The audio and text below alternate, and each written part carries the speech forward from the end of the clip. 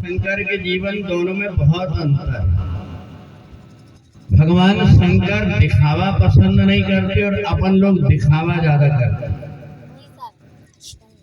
ऐसा कोई आदमी है जो ये सोचता है कि भाई विवाह करके और घर बना करके किसने नाम किया इसलिए इसमें पैसा खर्च करो, कम खर्च करो करके, ऐसा कौन सोचता है? बहुत कम व्यक्ति सोचते हैं। व्यक्ति सोचता है कि हम जैसे हैं उससे ज्यादा हमारा दिखावा हो, और बाद में पता है इतनी परेशानी में व्यक्ति हो जाता है। कई जगह से कर्जा लेकर के और कई जगह से उधार सामान लेकर के बेटा बेटियों की शादी विवाह करते हैं और बाद में पूरा जीवन परेशान होते रहते हैं। कई बार तो खेती बाड़ी भी बेचना पड़ता है, इतना ब्याज हो जाता है। पर भगवान शंकर से हम सीखे।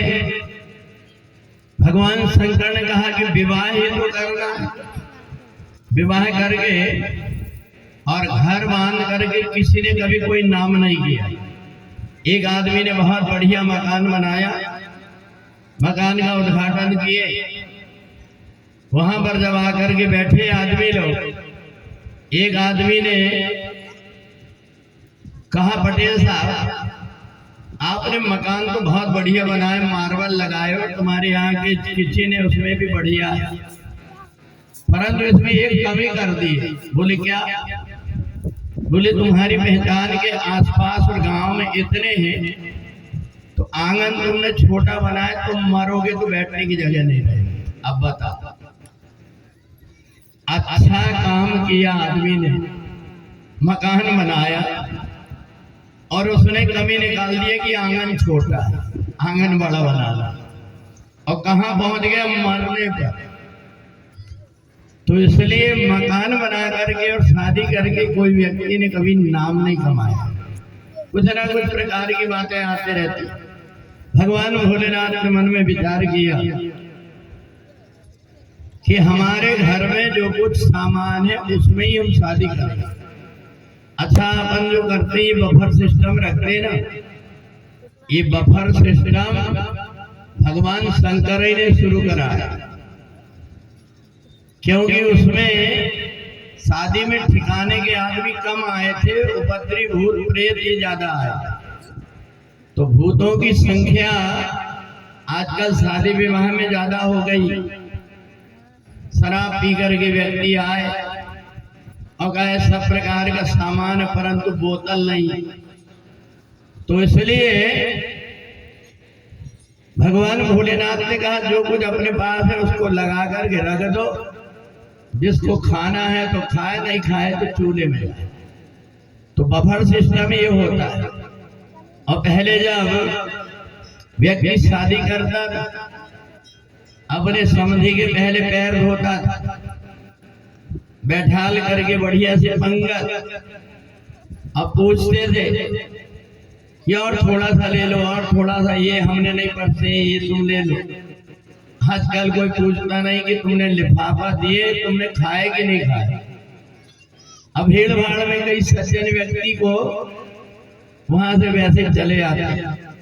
तो इसलिए भगवान भोलेनाथ से सीखे अपने जीवन में सादा जीवन और उच्च विचार। अच्छा, और ऐसे जो विवाह होते हैं, इन विवाहों में घर में धर्मपत्नी आती है। भगवान शंकर से पार्वती जी ने आने के बाद में ये नहीं पूछा कि श्रीमान जी जरा ये तो बताओ कि तुम्हारे बैंक में पैसे कितने जमा है, तुम्हारी खेती बाड़ी कैसी है, तुम्हारा मकान क्यों नहीं है, तुम मरघट में क्यों रहते? पूछिए नहीं। पार्वती जी ने क्या पूछा?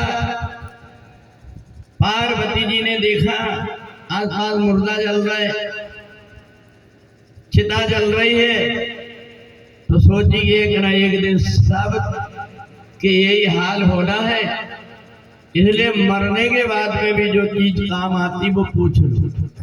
और पार्वती जी ने वही पूछा। क्या पूछा? बोले पूछे रघुपति कथा प्रसंगा और सकल लोक जग पावनी गंगा, सकल लोक जग पावनी गंगा, सकल लोक जग पावनी गंगा, सकल लोक जग पावनी गंगा।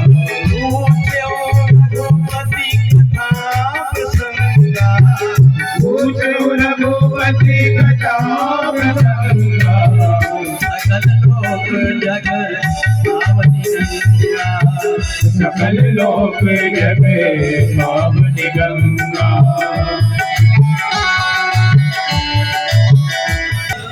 शादी के बाद में पत्नी सोचती कि पति केवल मेरा है। पार्वती के विचार देखना, पार्वती कहते हैं आप मेरे पति अकेले नहीं हैं, विश्वनाथ मम नाथ पुरारी, विश्वनाथ मम नाथ पुरारी, विश्वनाथ मम नाथ पुरारी, विश्वनाथ मम नाथ पुरारी, त्रिभुवन महिमा विदित तुम्हारी, त्रिभुवन महिमा विदित तुम्हारी, विश्वनाथ मम नाथ पुरारी, विश्वनाथ मम नाथ पुरारी, त्रिभुवन महिमा विदित तुम्हारी, त्रिभुवन महिमा विदित तुम्हारी। तेरी अच्छी बात कहा विश्वनाथ, ये भोलेनाथ आप मेरे ही अकेले के नहीं, सारे संसार के कल्याण करने वाले मैं जानती हूँ। आप काशी में जीवात्मा को मुक्ति देने वाले, तो हमें ये बताइए कि ये मनुष्य जन्म मरण के चक्कर में क्यों पड़ जाता है और मुक्ति कैसे होती है। मेरे को आप की बात याद है, आप भगवान राम के अनन्य भक्त हैं, राम नाम जपते रहते हैं, और एक दिन नहीं हर दिन तुम पुनि राम राम दिन राती,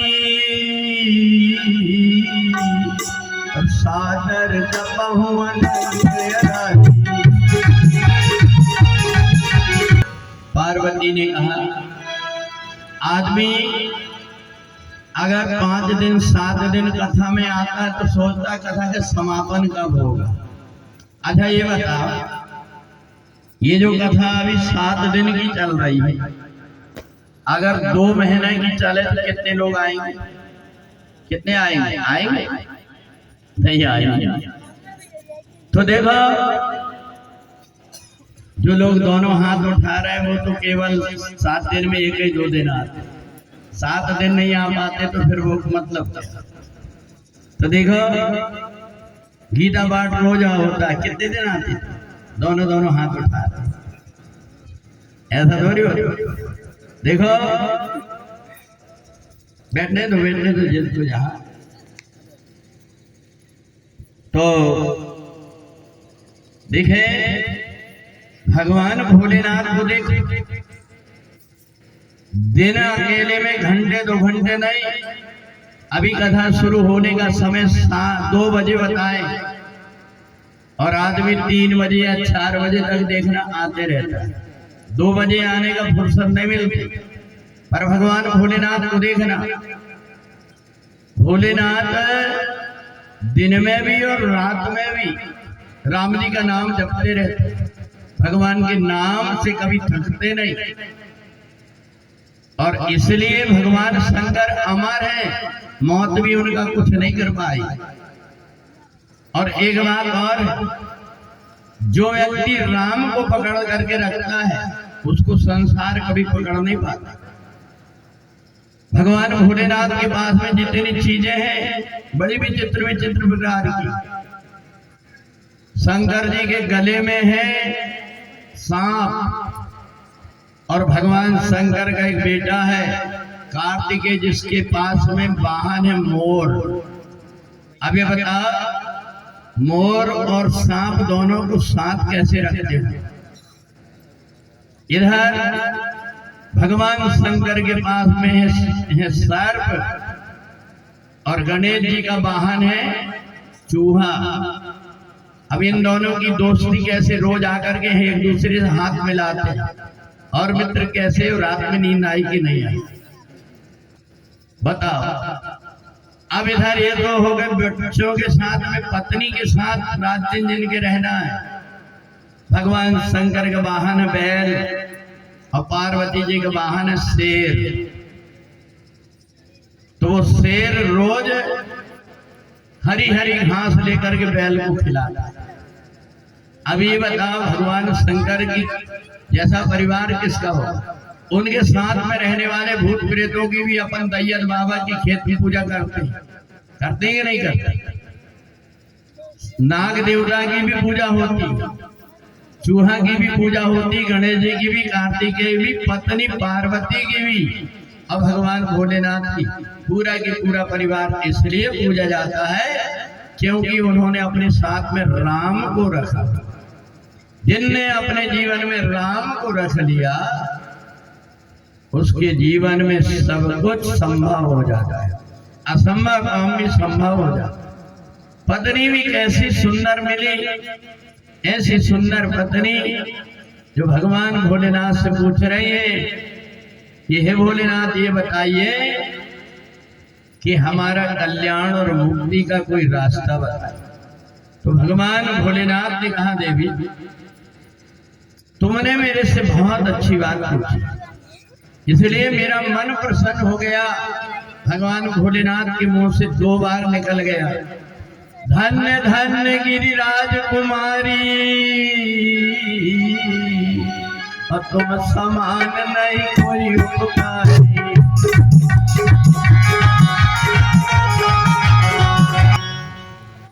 भगवान शंकर ने कहा देवी धन्य धन्य गिरिराज कुमारी। देवी मैं तुम्हारे माता पिता को धन्यवाद देता हूँ जिन्होंने ऐसी बेटी पैदा किया, और नहीं तो कई ऐसे माता पिता रहते हैं कहते हैं मेरी लाडली हमने तेरे को बड़े प्रेम से पाले, ससुराल में जाकर के बढ़िया रौब से रहना, 2 लाख रुपए दिए हैं, अगर ज्यादा से गड़बड़ करे तो 2-4 दिन में पहले सब देख के आ जाना, चूल्हा अलग कर लेना और दोबारा जाकर के अलग रहने लगा, ये सिखा था। परंतु यहाँ पार्वती जी जब आई तो भगवान भोलेनाथ से राम जी की कथा पूछा और बड़ा सीरियल वाइज पूछा, भोले बाबा एक बात बताइए कि भगवान की आप सगुण रूप में पूजा करते हैं, कोई निर्गुण रूप में पूजा करते हैं, तो इन दोनों में अंतर क्या है? भगवान भोलेनाथ ने कहा देवी निर्गुण और सगुण दोनों में अंतर नहीं। निर्गुण बिना हाथ पैर वाला परमात्मा जब कभी भक्त चाहते हैं तो उनके लिए हाथ पैर वाला बन के आ जाता है। और उसका उदाहरण दिया पानी और बर्फ। पानी का कोई आकार नहीं रहता, गिलास में रखो तो गिलास जैसे, कटोरे में रखो तो कटोरे जैसे, थाली में रखो तो थाली जैसा दिखता है। पर उसी पानी को अगर फ्रिज में रख करके जमा दिया जाए तो गिलास में रखो तो गिलास जैसा हो जाता है, कटोरी में रखो तो कटोरी जैसे। बोले वो निर्गुण निराकार परमात्मा ही जैसे पानी की बर्फ बन जाती वैसे ही बर्फ की तरह वो भी कभी कुछ रूप लेकर के अवतार ले। तो कहा निर्गुण परमात्मा ही सगुण बन जाता। बोले हाँ, तो ये बताइए कि ये परमात्मा के तो कई अवतार हुए हैं, हमने 24 अवतार के विषय में सुना है, परंतु हमें ये बताइए कि भगवान राम का अवतार कैसे हुआ। भगवान राम ने राजा दशरथ के यहाँ अवतार लेकर के और जो लीलाएं किए हैं उसके विषय में सुनाइए। भगवान भोलेनाथ ने कहा देखो देवी, राम जी के अवतार लेने का कोई एक कारण नहीं, हरि अवतार हेतु जेहि होय। हरि अवतार हेतु जेहि होय। हरि अवतार हेतु जेहि होय। हरि अवतार हेतु जेहि होय।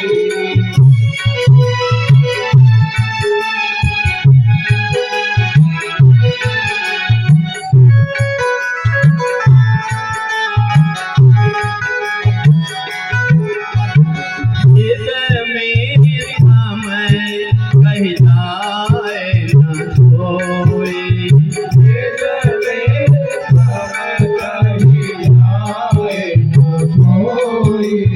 हरि अवतार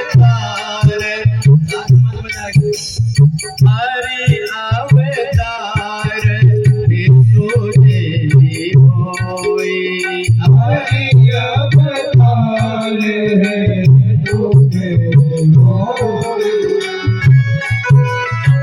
ये अवतार लेकर के क्यों आए, ये पार्वती जी पूछ रही। सीधी सरल सी बात ये कि राम जी राजा दशरथ के बेटा बनकर के कैसे आए, क्या कारण था? भगवान भोलेनाथ कहते देवी, जब जब संसार में अधर्म बढ़ता है, संत और महात्माओं को सताया जाता है, भगवान कोई ना कोई रूप धारण करके इस पृथ्वी में आते हैं। भगवान के आने का कारण बोले गोद्विज धेनु देव हितकारी।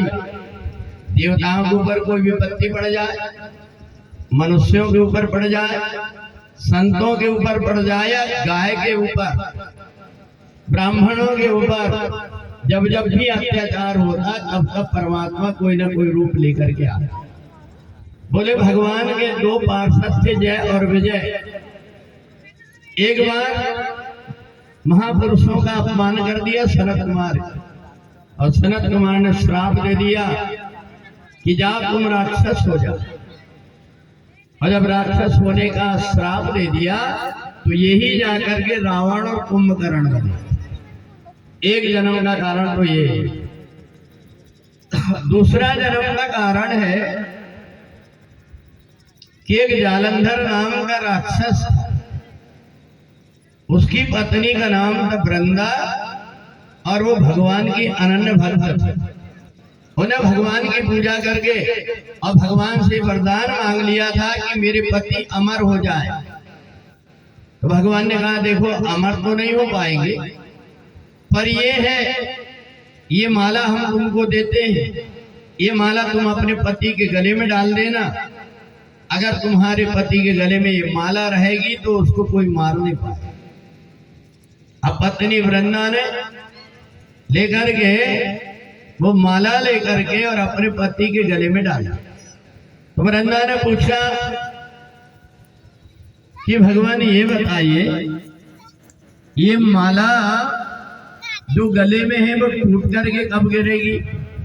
बोले जिस दिन तुम्हारा पतिव्रत धर्म नष्ट हो जाएगा उस दिन ये माला टूट करके गिर जाएगी अपने आप। अब वृंदा ने मन में विचार किया कि मैं अपनी पत्नी धर्म को निभाऊंगी और पति के ऊपर कभी आंच नहीं आने दूं। अब ये बात जब जालंधर को पता लग गई तो देवताओं के ऊपर आक्रमण कर दिया। इंद्र के इंद्रासन में जाकर के बैठ गया। सारे देवता दुखी होकर के भगवान के पास में गए कि आप ऐसा कोई उपाय करिए जिससे कि जालंधर का वध हो। भगवान ने कहा कि देखो मैं तो वरदान दे चुका हूं, इसलिए मैं कुछ नहीं कर पाऊंगा। तो कहा फिर? बोले आप ऐसा करो, ब्रह्मा जी ने कहा कि तुम जाओ भगवान विष्णु के पास, वो ही कोई ना कोई उपाय करेंगे। भगवान शंकर भी उस जालंधर को मार नहीं पाए। अब इधर भगवान विष्णु ने सोचा मैं भी युद्ध करने के लिए जाऊंगा, इससे जीत नहीं पाऊंगा, इसलिए एक काम करता हूं, मैं छल करके और इसकी मौत का कारण बनाता हूं। देवताओं से कहा कि आप जाकर के जालंधर को ललकारो। जालंधर को जैसे ललकारे तो ये युद्ध भूमि में चला। जब युद्ध भूमि में चला तो उस समय भगवान विष्णु जालंधर का रूप धारण करके आ गए और पत्नी से पास में आकर के कहा, देवी मैं बहुत थका हुआ हूं, इसलिए मेरे को भूख लगी है, मेरे लिए बिस्तर बिछा दो और भोजन बना दो। वृंदा ने जल्दी से लेकर के भोजन बनाया और भोजन करके भगवान जैसे लेटे हैं तो वो तो जालंधर के भेष में गए थे। पत्नी ने देखा मेरे पति थके हुए हैं तो उनके चरण को जैसे दबाने लगी, वैसे जालंधर युद्ध में गया था, उसकी माला टूट करके गिर गई। जालंधर को क्रोध आया। मेरी पत्नी ने कहा था कि जब तक कि मेरा पतिव्रत धर्म नष्ट नहीं होगा तब तक कि तुम्हें कोई मार नहीं पाएगा। मेरी पत्नी के साथ छल किसने किया? युद्ध छोड़ करके जैसे ही देखने के लिए आया तो अंदर से दरवाजा बंद, आवाज लगाया वृंदा। वृंदा ने सोची ये तो मेरे पति की आवाज, ये आवाज बाहर से कैसे आ रही, ये तो सोए हुए। जा करके देखी तो भगवान लेटे हुए। बाहर दरवाजा खोल करके देखी तो जालंधर खड़ा, लाल आंख। बोले स्वामी तुम्हारे गले की माला कहाँ गई? बोले मैं यही तो तुमसे पूछने आया हूं वृंदा कि तुम्हारा पतिव्रत धर्म किसने नष्ट कर दिया। बोले ये बताइए कि मेरे मन के अंदर ये भ्रम कैसे हो रहा है? आप दो रूप में कैसे? एक रूप में तो आप अंदर सोए हैं, एक रूप में बाहर खड़े हैं। जालंधर ने कहा पत्नी तू पागल हो गई वृंदा, मैं तेरा असली पति हूं, अंदर कौन सोया है? जैसे वृंदा दौड़ करके आकर के देखी, चादर उड़ाई, चादर को जैसे उठाती तो देखती है भगवान विष्णु लेटे हुए। वृंदा ने श्राप दे दिया, तुमने मेरे साथ छल किए हो, इसलिए मेरा पति रावण बन करके तुम्हारी सीता का हरण करेगा और तुमको मनुष्य रूप में पृथ्वी में आना पड़ेगा। तो राम जन्म के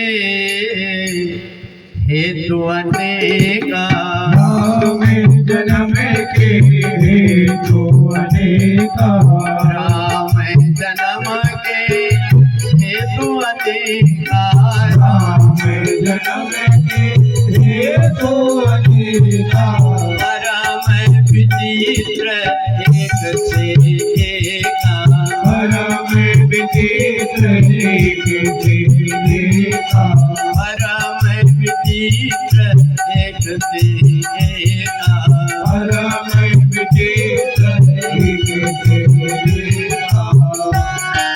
भोलेनाथ ने कहा देवी अब मैं जो तुम्हें तीसरा कारण बताने जा रहा हूं, इसमें तुम्हारे मन के अंदर दुख तो नहीं लगेगा।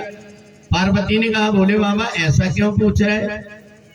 बोले इसलिए पूछ रहा हूं कि तुम अपने गुरुजी को बहुत मानती हो और इसलिए।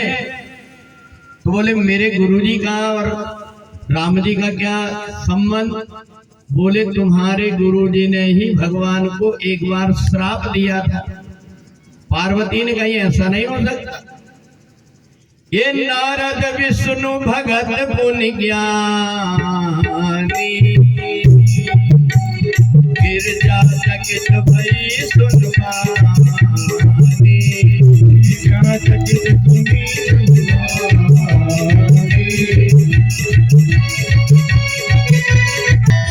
पार्वती ने कही भोले बाबा आप जो बता रहे हैं तो आपको पक्का पता है, क्योंकि मेरे गुरुजी तो भगवान के अनन्य भक्त हैं और वो ज्ञानी हैं, उनको पता है वो भगवान को कभी श्राप नहीं दे सकते, वो तो हमेशा नारायण नारायण करके जाप करते रहते।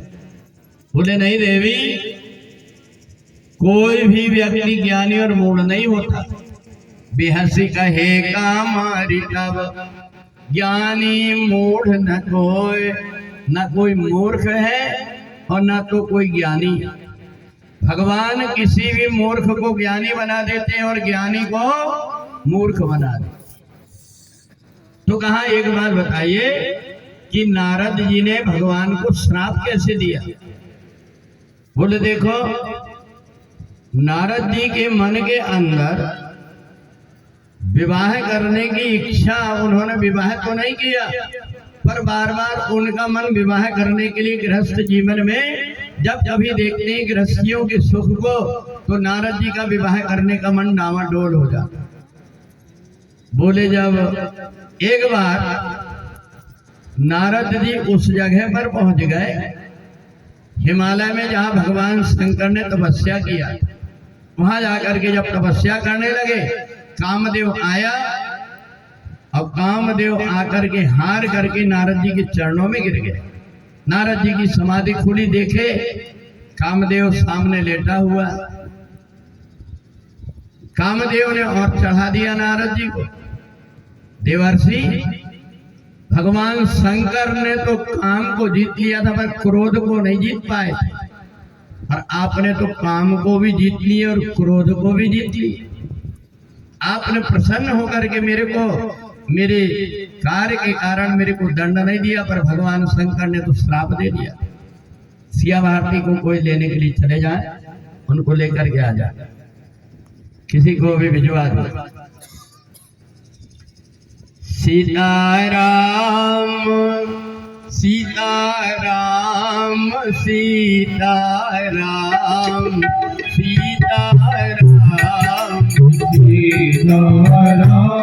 भगवान भोलेनाथ ने कहा, देवी को अस नहीं जन्मा जगमाई, प्रभुता पाए जाय मदनाई।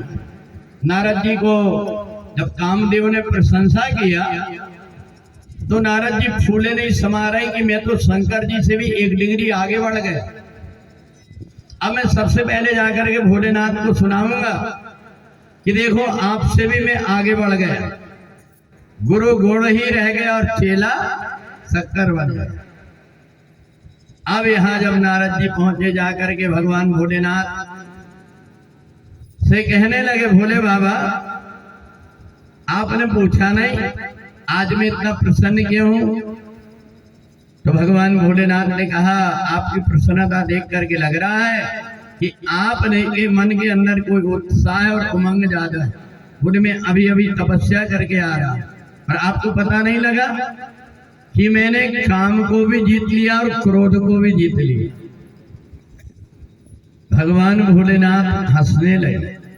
जब हंसने लगे तो नारद जी ने कहा कि आपको प्रसन्नता नहीं हुई? बोले प्रसन्नता तो हुई, पर एक बात है, आपने मेरे से जो बात बताया कि मैंने काम को भी जीत लिया, क्रोध को भी जीत लिया,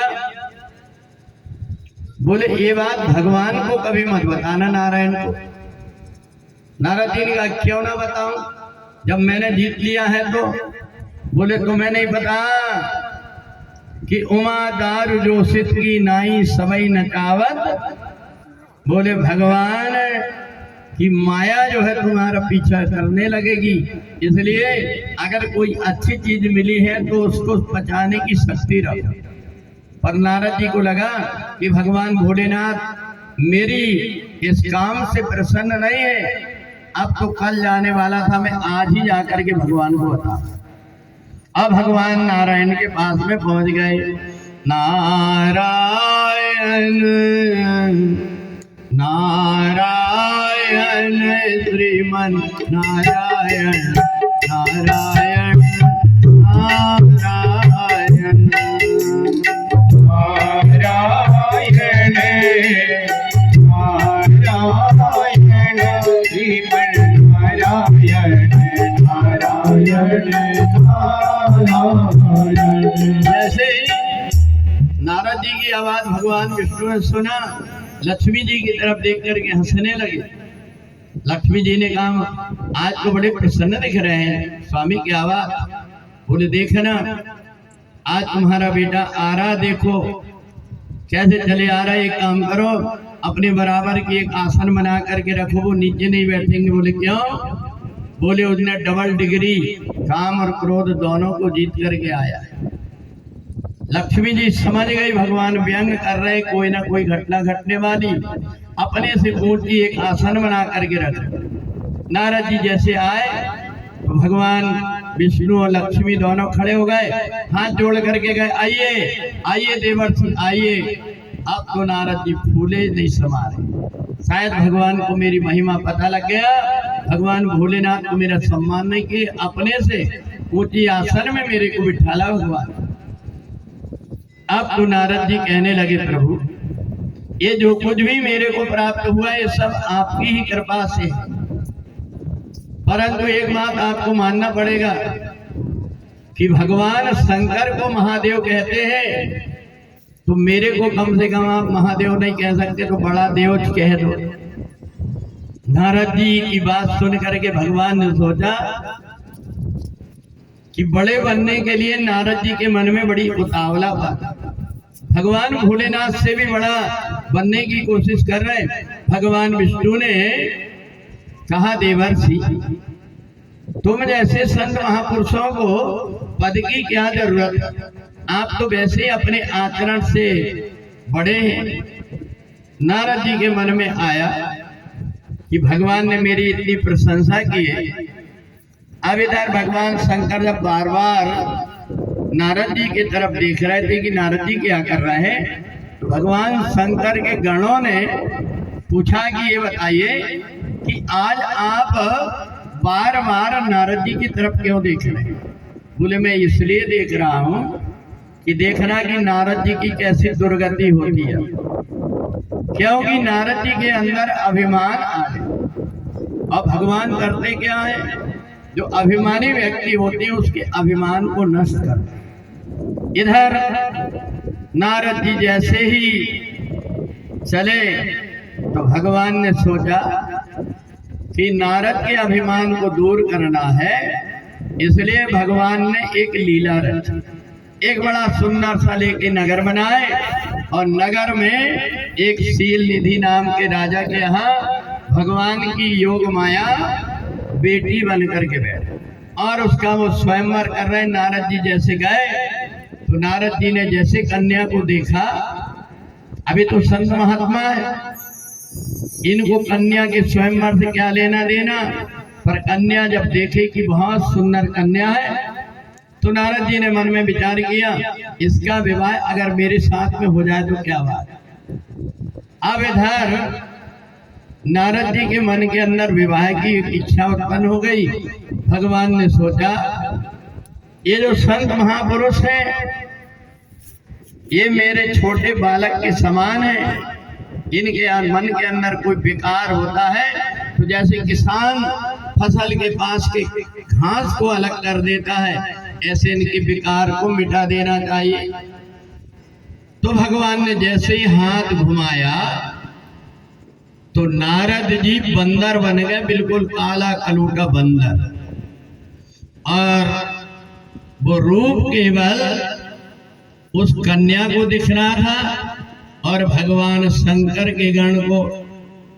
जब नारद जी देखे कि कन्या इतनी सुंदर, शीलनी से कहा कि मेरे को जरा कन्या का हाथ दिखाना, और जैसे हाथ देखे तो नारद जी ने सोचा कि अरे इनके साथ में तो जिनका विवाह होगा वो तो अमर हो जाएगा। नारद जी ने सोचा कि क्यों ना मेरे साथ विवाह हो जाए, पर मेरे से विवाह कैसे होगा। अब भगवान से जाकर के मैं सुंदर रूप मांग करके ले आता हूँ। भगवान से जैसे सुंदर रूप की बात करे, भगवान ने कहा वो देखो नारद, तुम्हारा जिसमें होगा कल्याण वही मैं करूंगा। तो नारद जी ने मन में सोचा कि शायद भगवान ने मेरे को सुंदर रूप दे दिया, अब भगवान ने तो काला कलूटा बंदर बना दिया। अब इधर जैसे नारद जी पहुंचे तो कन्या की जयमाला में भगवान भी वेश धारण करके पहुंच गए। अब कन्या जैसे माला लेकर के चली तो नारद जी के मन में ऐसा लगा कि दूसरे राजा महाराजाओं की तरफ ना जाकर के कन्या मेरे गले में माला डाले, इसलिए पास में ही जहां से कन्या आ रही थी वहां पास में जाकर के बैठ गए।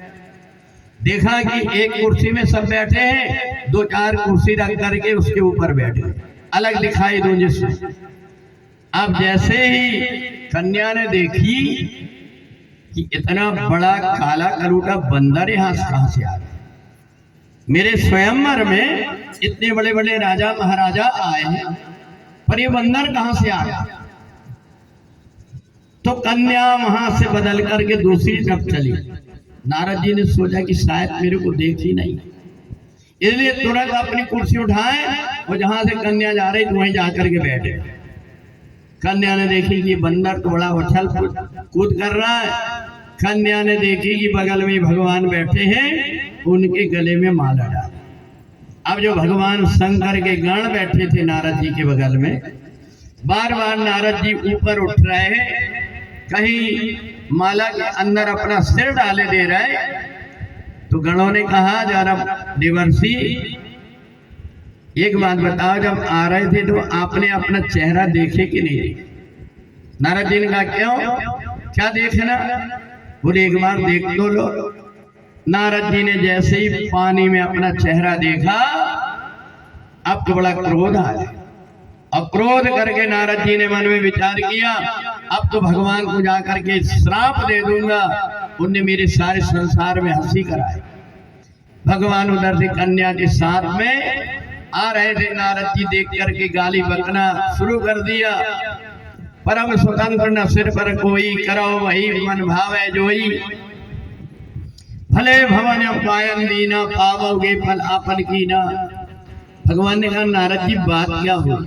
बोले मेरे से बात मत करो, तुमने जिस रूप को धारण करके और मेरे साथ में छल किया है, इसलिए मैं भी श्राप देता हूँ, तुम मनुष्य बनोगे। आज मैं जैसे पत्नी के लिए दुखी हो रहा हूँ, तुम भी पत्नी के लिए दुखी हो। पार्वती जी ने अपने मुंह में हाथ रखा। हमारे गुरुजी भी माया के वश में हो गए। बोले हाँ, ये जो माया है ये किसी को छोड़ती नहीं। गोचर जहाँ लगी मन जाहे, गोचर जहाँ लगी मन जाहे, वो सब माया जान मुराई, वो सब माया जान मुराई, वो सब माया जान मुराई, वो सब माया जान मुराई। भगवान शंकर कहते, देवी ये काम, क्रोध और लोभ, ये तीनों व्यक्ति को पतन की तरफ ले जाते हैं। इधर वृंदा ने काम के कारण भगवान को श्राप दे दिया, इधर नारद ने क्रोध के कारण भगवान को श्राप दे दिया, और इधर एक प्रताप भानु नाम का राजा था, जिनके मन के अंदर ये लोभ था कि मैं सारे संसार का राजा बन जाऊं और कभी मरूं ना। और उसने ये सब करने के लिए संत मुनि महात्माओं को निमंत्रण करके और ब्राह्मणों को और गाय का मांस ला करके परस दिया। जब ब्राह्मणों को पता लगा इन्हें हमारे साथ छल किया है, उन्हें श्राप दे दिया कि जाओ तुम कुल समेत राक्षस हो जाना, हमारा धर्म नष्ट कर दिया। और वही प्रताप भानु रावण बना, और उसका जो छोटा भाई अरिमर्दन था वो कुंभकर्ण बना, और जो मंत्री था वो विभीषण बना। बोले जब तो देखना, भगवान राम के आने के पहले ही ये रावण के अवतार हो गए।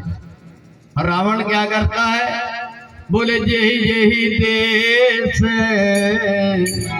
धेनु द्विज पावई, जेहि जेहि देश धेनु द्विज पावई, जेहि जेहि देश धेनु द्विज पावई, जेहि जेहि देश धेनु द्विज पावई।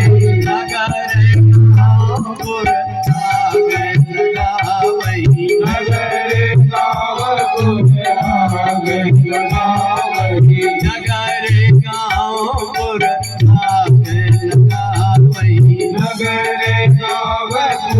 आगे लगावई। रावण अत्याचार करने लगा।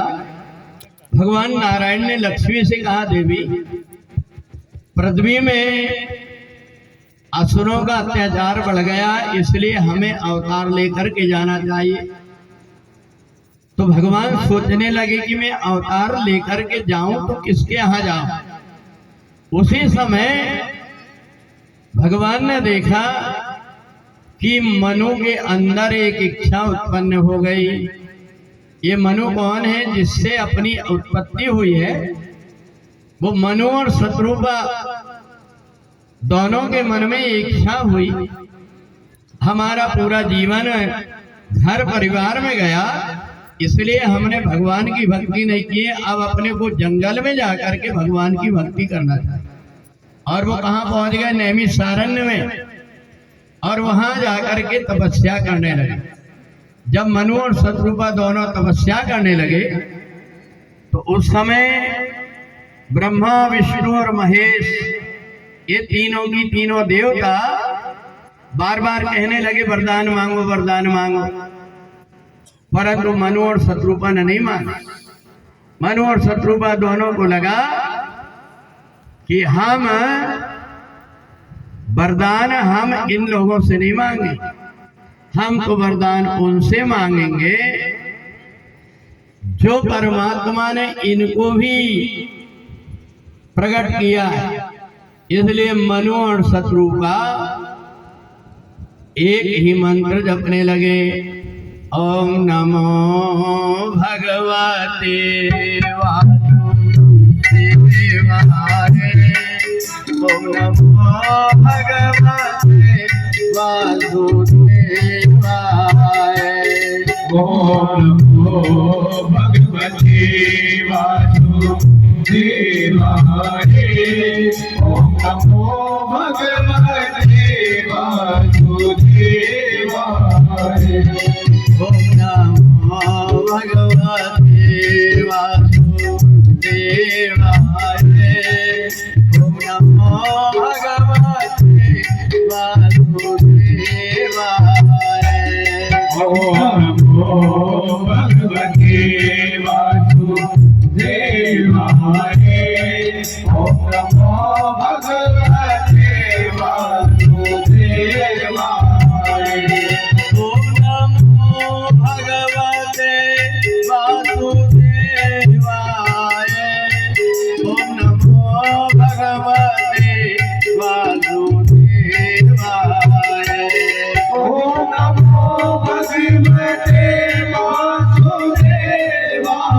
ओम नमो भगवते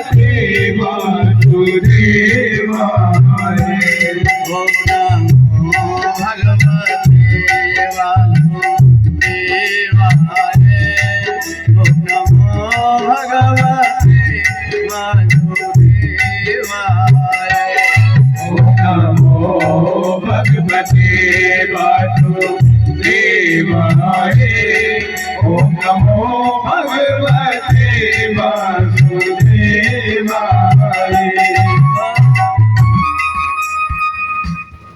ये जो मंत्र है 12 अक्षर का, ये मंत्र कोई भी व्यक्ति इस मंत्र को जपता है, परमात्मा की उसके ऊपर कृपा होती है।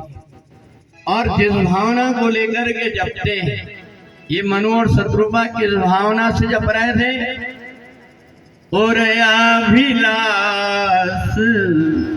निरंतर होई, और अभिलाष निरंतर होई, देखहि नयन परमन प्रभु सोई, देखहि नयन परमन प्रभु सोई। मनु और शत्रुपा कि हम परमात्मा के दर्शन करें, इस इच्छा को लेकर के जाप कर रहे। अब भगवान ने देखा ब्रह्मा, विष्णु, महेश आए तो भी इन्होंने उनको देखना पसंद नहीं किया। तो आकाशवाणी हुई, मनु मैं प्रसन्न हूं, तुम मांगो क्या चाहते हैं?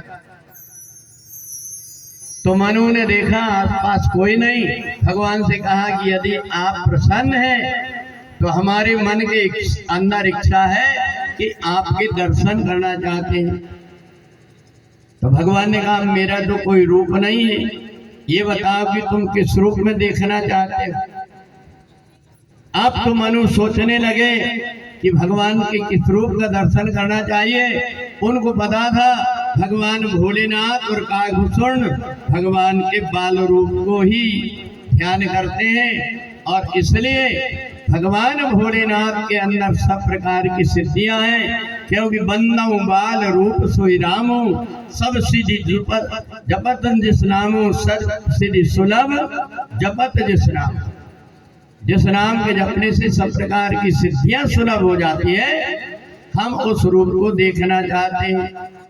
अब तो देखो भगवान ने इतना सुंदर रूप बनाया, इतना सुंदर, जिस रूप में करोड़ों कामदेव की सुंदरता भी फीकी। अपने सामने जो भगवान की मूर्ति रखी है, इनका जब स्वरूप इतना सुंदर है तो करोड़ों कामदेव से ज्यादा सुंदर भगवान रहे होंगे, उनका रूप कैसा रहा। जैसे मनु और शत्रुपा के सामने भगवान प्रकट हुए, आप तो ये देख करके मनु और शत्रुपा दोनों की दोनों नाचने लगे। दोनों ऐसे आनंदित होकर के भगवान के रूप को देख करके नाचने लगे। तेरी बाकी अदा ने ओ सांवरे, मुझे तेरा दीवाना बना दिया, मुझे तेरा दीवाना बना दिया, दीवाना बना दिया, मुझे तेरा दीवाना हो सावरे, तेरा दीवाना बना दिया, मुझे तेरा दीवाना बना दिया, मुझे तेरा दीवाना बना दिया, मुझे तेरा दीवाना बना दिया, मुझे तेरा दीवाना बना दिया, मुझे तेरा दीवाना बना दिया, मुझे तेरा दीवाना बना दिया, मुझे तेरा दीवाना डाले वो सांवरे, तेरी बाकी अदाले हो सावरे, मुझे तेरा दीवाना बना दिया, मुझे तेरा दीवाना बना दिया।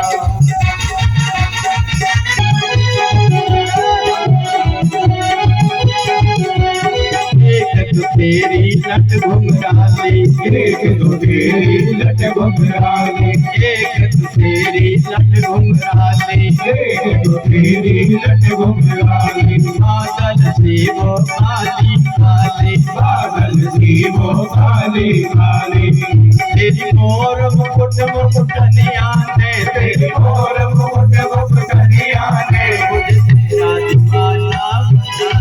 मुझे तेरा दीवाना बना दिया, मुझे तेरा दीवाना बना दिया, मुझे तेरा दीवाना बना दिया, मुझे तेरा दीवाना बना दिया। तेरी बाकी अदा में ओ सांवरे, तेरी बाकी अदाले हो सावरे, मुझे तेरा दीवाना बना दिया, मुझे तेरा दीवाना बना दिया, मुझे तेरा दीवाना बना दिया, मुझे तेरा दीवाना बना दिया, मुझे तेरा दीवाना बना दिया, मुझे तेरा दीवाना बना दिया, मुझे तेरा दीवाना बना दिया, मुझे तेरा दीवाना बना दिया। तेरी बाकी अदा में ओ सांवरे, तेरी बाकी अदाले हो सावरे, मुझे तेरा दीवाना बना दिया, मुझे तेरा दीवाना बना दिया।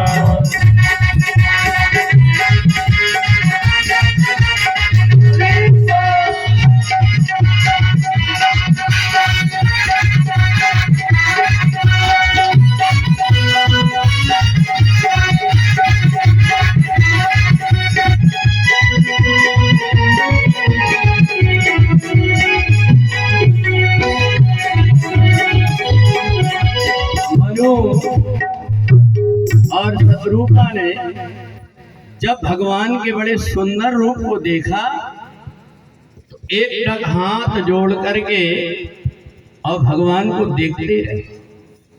जैसे भगवान को देखते रहे, भगवान ने सोचा कि ये कुछ मांगेंगे। भगवान ने सोचा मनु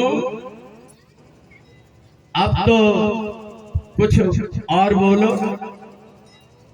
तो मनु ने कहा भगवान मेरे मन के अंदर जो इच्छा थी दर्शन की वो तो पूरी हो गई, इसलिए मैं तृप्त हो गया, इसलिए मैं और कुछ नहीं चाहता। भगवान ने कहा पता है मैं कौन हूँ? संसार में 3 प्रकार के व्यक्ति होते हैं, एक होता दानी, एक होता महादानी, एक होता है दानी शिरोमणि। बोले दानी वो होता है जिसके पास में जाओ तो कुछ ना कुछ देता है, और महादानी वो होता है जिसके पास सोच करके जाओ कि कम से कम ये 100 रुपए दान में दे देगा तो 500 दे दे, समझ लो वो महादानी। और मनु ने कहा भगवान ये बताइए कि दानी शिरोमणि कौन होता है? बोले दानी शिरोमणि वो होता है जो दान की क्या अपने आप को भी दान में दे देता, वो दानी शिरोमणि है। अब तो मनु ने सोचा संसार की सब प्रकार की संपत्ति को तो मैंने देख लिया, सब प्रकार के राज्य के सुख को भी देख लिया, परंतु अब परमात्मा मेरे साथ में रहे, इसलिए मैं परमात्मा को ही मांगे लेता हूँ। तो उसी समय हाथ जोड़कर के मनु ने भगवान से मांग लिया कि दानी शिरोमणि कृपा निधि नाथ कहो सतभाव। दानी शिरोमणि कृपा निधि नाथ कहो सतभाव। आऊं तुम्हें समान सुतै प्रभु सन अवन दुर्गा। आऊं तुम्हें समान सुतै प्रभु सन करम दुर्गा। जय सीताराम, जय सीताराम, जय सीताराम, जय सीताराम। अब इधर भगवान तो खुद सोच करके आए थे कि मेरे को पृथ्वी में जाना है, और इसलिए ऐसा लगता है मनु के मन में तो इच्छा नहीं थी, अभी अभी तो बेटा बेटियों को छोड़ करके आए थे, परंतु यहाँ भगवान को बेटा बनाने की इच्छा मनु की तो नहीं थी, पर भगवान को पिता बनाने की इच्छा भगवान की थी। और इसलिए भगवान ने प्रेरणा दे करके मनु ने ऐसा वरदान मांगा कि मेरे को आपके जैसे बेटा चाहिए। भगवान ने सोचा कि इन्हें थोड़ी कसर रख दिए हैं, इसलिए वो कसर को पूरी कर देना चाहिए। भगवान ने कहा मनु तुमने कहा तो बड़ी अच्छी बात है, पर ये बताओ मैं अपने जैसे ढूंढने कहाँ जाऊं? इसलिए मैं तुम्हें वचन देता हूँ कि मैं खुद तुम्हारा बेटा बन करके आऊंगा। आप सर से खोजो कहाँ जाई, आप सर से खोजो कहाँ जाई। तब तब तनाए भोग में आई, तब तब तनय भोग में आई। तब तब तनाए भोग में आई। तब तब तनय भोग में आई।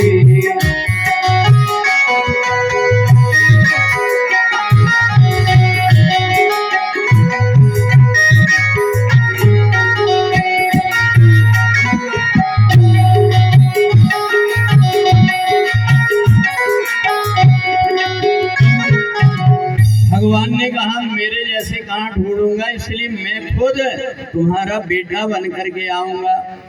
तो देखो ये मनुष्य शरीर में रह करके हम परमात्मा की भक्ति करते हैं, तो परमात्मा भी अपने घर में बेटा बन करके आने के लिए तत्पर रहते हैं। मनु और शत्रुपा ने जैसे ही देखा भगवान को कि भगवान ने ये कहा है कि मैं तुम्हारे घर बेटा बन करके आऊंगा, भगवान ने सोचा तपस्या तो शत्रुपा ने भी किया है, इसलिए शत्रुपा से भी पूछ लेना चाहिए कि देवी ये तो बताओ, महाराज मनु ने तो मेरे को मांग लिया, तुम क्या चाहते? तो देखना पतिव्रता स्त्री जो होती है अपने पति की खुशी में ही अपने आप को प्रसन्न रखती।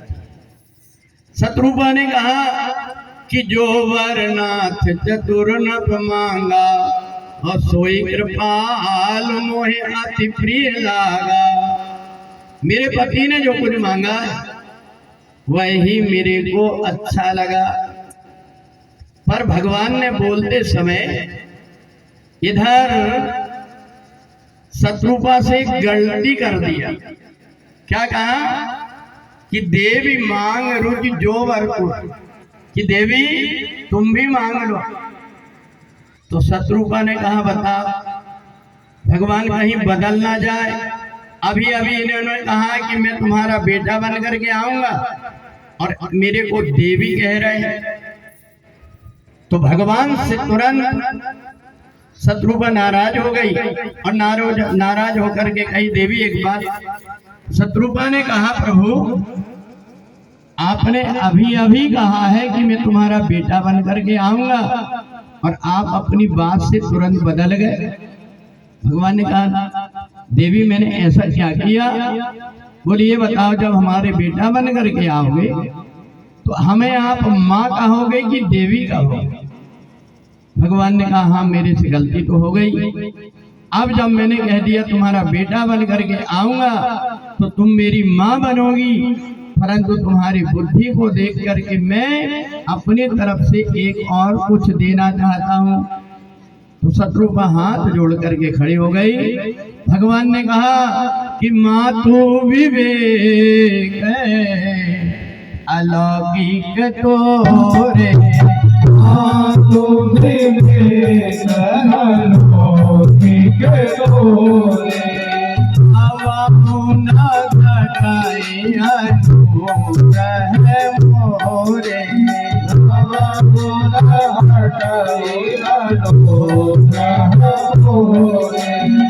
शत्रुपा ने भगवान से कहा मेरे को माँ जरूर बन करके आप, पर विवेक बना रहे कि आप परमात्मा हो। सोई सुख सोई गति सोई भगति सोई निज चरण सने, सोई विवेक सोई रहनी प्रभु हम ही कृपा कर। भगवान ने कहा जाओ थोड़े दिन तुम जाकर के स्वर्ग में निवास करना, फिर दशरथ और कौशल्या के रूप में अवतार लेकर के आओगी और मैं तुम्हारा बेटा बनूंगा। तो देखो जब हम धर्म और कर्म में लगे रहते हैं, अच्छे कर्म करते हैं, तो भगवान भी पृथ्वी में हमारे बीच में कोई ना कोई रूप में अवतार लेकर के आ जाते हैं। तो इसलिए भगवान के मैंने अवतार के 5 कारण आपको बता दिया कि भगवान क्यों अवतार लेकर के आए, आगे भगवान का कैसे अवतार हुआ, भगवान ने कैसे कैसे लीला किए। हम अपने बीच में